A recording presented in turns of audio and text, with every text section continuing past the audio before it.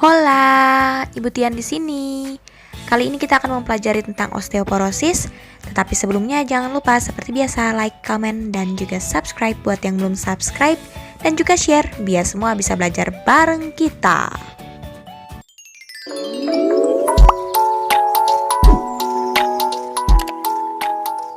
Oke, kita mulai. Kita belajar tentang osteoporosis. Saya yakin kalian pasti sudah sangat sering mendengar istilah osteoporosis. Apa itu osteoporosis? Osteoporosis berhubungan dengan tulang pastinya. Nah, arti dari osteoporosis ini adalah penurunan densitas tulang hingga menjadi rapuh dan beresiko fraktur. Bagian mana aja yang beresiko fraktur? Yang pertama itu di bagian pinggul dan juga di bagian tulang belakang. Jadi, osteoporosis ini tuh terjadi karena bone resorpsi itu lebih besar daripada bone formation. Jadi, osteoblastic dan osteoclastic balance-nya itu menjadi terganggu. Dan level dari mineral dan protein, matriks protein maksudnya, yang ada di dalam tulang tersebut menjadi berkurang. Nah, tanda dari osteoporosis ini tuh gampang, pasti ada nyeri. Terus ada juga pengurangan tinggi, terus bentuk tulang tuh menjadi berubah. Ada yang bisa kifosis dan juga bisa fraktur. Faktor resiko sekaligus penyebab untuk osteoporosis ini yang pertama tuh jenis kelamin, female alias perempuan, lalu ada juga aging. Kenapa? Soalnya ini tuh berhubungan. Tambah satu lagi, etnis, ASEAN, dan juga family history. Jadi ceritanya kenapa bisa sampai jenis kelamin perempuan itu lebih beresiko terhadap osteoporosis itu begini. Ketika terjadi penuaan pada umur-umur tertentu, biasanya 50 tahun ke atas, perempuan ini akan mengalami yang namanya menopause. Nah, itu estrogen levelnya itu mengalami pengurangan.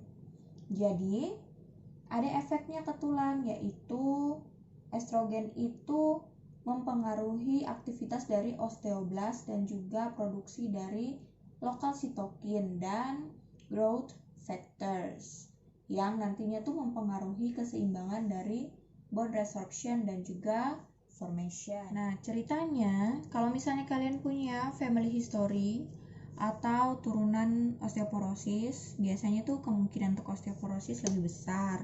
Lalu hubungannya dengan etnis Asia apa? Jadi orang Asia itu cenderung lebih cepat untuk mengalami yang namanya menopause. Lalu faktor risiko selanjutnya itu ada low calcium intake, dimana kita tahu kalsium ini akan mempengaruhi dari kepadatan tulang. Lalu juga low body weight, dan yang terakhir itu ada imobilisasi dalam waktu yang lama. Kemudian ada juga penyakit-penyakit, contohnya rheumatoid arthritis, Cushing syndrome, hipertiroid, dan juga DM tipe 1. Untuk diagnostik tes sendiri untuk osteoporosis pasti ada X-ray. Nah, di X-ray itu tuh bisa kelihatan demineralisasi tulang, dan ada juga dual energy X-ray absorptiometry. Kayak gitu nggak sih ngomongnya? Nah, di yang dual ini itu kelihatan tuh penurunan mineral density tulang kita. Oke, kita masuk ke pathway-nya. Jadi tadi tuh ada faktor resiko, yaitu jenis kelamin perempuan. Nah, ini ada di sini. Yang pertama, karena penurunan estrogen yang menyebabkan penurunan dari osteoblast sehingga mengakibatkan penurunan dari matriks tulang dan menjadi turun juga si massa tulang. Nah, ini akibatnya ini ya, osteoporosis. Kemudian aging. Di sini saya tulisnya usia atau usia lanjut. Nah, pada orang tua itu biasanya penurunan aktivitas fisik. Kalau misalnya aktivitas fisik kita itu berkurang, itu bisa menyebabkan penurunan fungsi dari metabolisme. Akibatnya adalah gangguan dari osteoblast, gangguan penyerapan vitamin D dan juga kalsium, sehingga menyebabkan penurunan matriks tulang. Lalu ada juga penyakit-penyakit tulang dan juga asupan kalsium dan vitamin D yang inadekuat sehingga dia bisa menyebabkan osteoporosis. Dengan adanya osteoporosis ini, tulang kita menjadi rapuh sehingga bisa mengakibatkan fraktur dan juga perubahan bentuk tubuh. Sekian tentang osteoporosis. Terima kasih sudah menonton dan bergabung belajar bersama Ibu Tian.